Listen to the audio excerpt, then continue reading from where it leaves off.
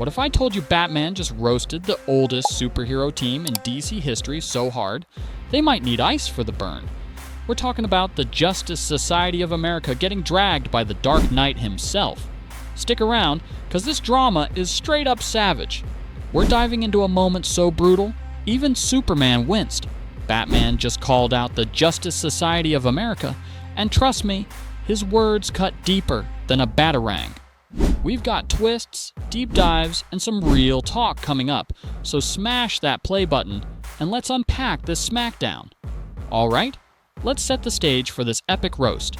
The Justice Society of America, or JSA, is DC's original super team, dating back to the 1940s in All-Star Comics number 3. These are the OGs: Alan Scott as Green Lantern, Jay Garrick as Flash, Hawkman, and Wildcat, who basically taught Batman how to throw a punch. Fast forward to now, in JSA number 7, 2025, and these legends are in a rough spot. Like, imagine your grandpa's old football team trying to play in the Super Bowl today. Heart's there, but the knees ain't. Here's the twist. The Injustice Society, their arch nemeses, have been wiping the floor with them. They've got a traitor in the JSA ranks. Spoiler, it's Johnny Sorrow masquerading as Obsidian, and no one's caught on. They even lost Wildcat in a fiery battle with Surtur and some demon goons. At Wildcat's funeral, the team's falling apart. Yolanda Montez and Tommy Bronson ditch the Wildcat mantle. Team leaders Sands and Jade can't find the mole, and Hourman 2 and Jesse Quick's marriage is crumbling faster than a stale cookie. Enter the Trinity: Superman, Wonder Woman, and Batman. And guess who's got zero chill? Yup, the Bat? He steps in and basically says, "Y'all are a hot mess, and I'm not here to clean it up." It's not just a diss, it's a full-on reality check.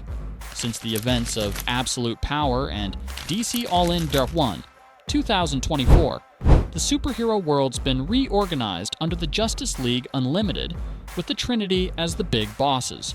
So Batman's got the clout to call out the JSA, even if Alan Scott was saving the world while Bruce was still in diapers. But is he right? Or is this just Batman being, well, Batman?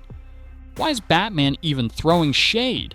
The JSA's current state is a disaster waiting to explode. Johnny Sorrow, disguised as Obsidian, is literally standing next to Jay Garrick and Alan Scott at the funeral, stirring the pot like a supervillain Gordon Ramsay. This ain't just a small oopsie, it's a gaping security breach. If the Injustice Society uses this to infiltrate the new Justice League Watchtower, we're talking a villain takeover that could make Darkseid War 2015 look like a picnic. Batman's harsh, yeah, but he's got receipts. The JSA's been dropping the ball hard. Remember Princes of Darkness from JSA number 46 to 51, 2003 to 2004 by Jeff Johns and David Goyer? That story had a traitor and team drama that nearly ended the world. History's repeating itself, and Batman ain't about to let that slide. He's part of the Trinity, overseeing all teams under the Justice League Unlimited banner, alongside Mr. Terrific 2, who used to chair the JSA. So technically, he's got the authority to step in, even if it feels like a rookie lecturing Hall of Famers. But let's not forget, Batman's not perfect. This dude's got a track record of pointing fingers while ignoring his own mess-ups. Remember Tower of Babel in JLA numbers 43 to 46, 2000, by Mark Waid. His secret plans to take down the Justice League got leaked, and he barely apologized. So is he the right guy to judge? Or is he just projecting his control freak vibes onto a team that's already down?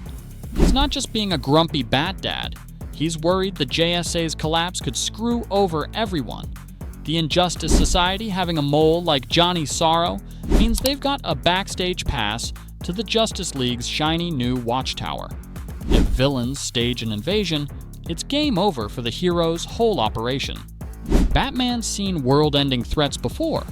Think Final Crisis, 2008 to 2009 by Grant Morrison, and he knows a weak link can doom them all.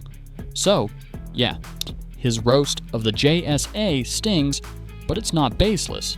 Still, the JSA's got history on their side. Alan Scott and Jay Garrick were punching Nazis in All-Star Comics number 8, 1941, while Bruce Wayne was still learning to tie his shoelaces. Wildcat even trained Batman in boxing, as seen in flashbacks from JSA The Golden Age, 1993 to 1994, by James Robinson. So there's a respect angle here that Batman's ignoring. He's acting like the new boss in town, but seniority-wise, he's the intern compared to these vets. Yet, under the new Justice League Unlimited structure post-Absolute Power 2024, he's got the right to pull rank. It's messy, it's complicated, and it feels like a family argument at Thanksgiving, except with capes and cosmic stakes. Let's not sugarcoat it. The JSA needs a wake-up call. They're fractured, clueless about the traitor, and grieving Wildcat's loss. Batman's bluntness might be the slap they need to regroup. But is he the best messenger? That's where we fans come in. Let's connect this to our own lives next and see if Bats is the hero or just a harsh critic. Alright, let's bring this home. We've all been there, watching a team we love fumble hard.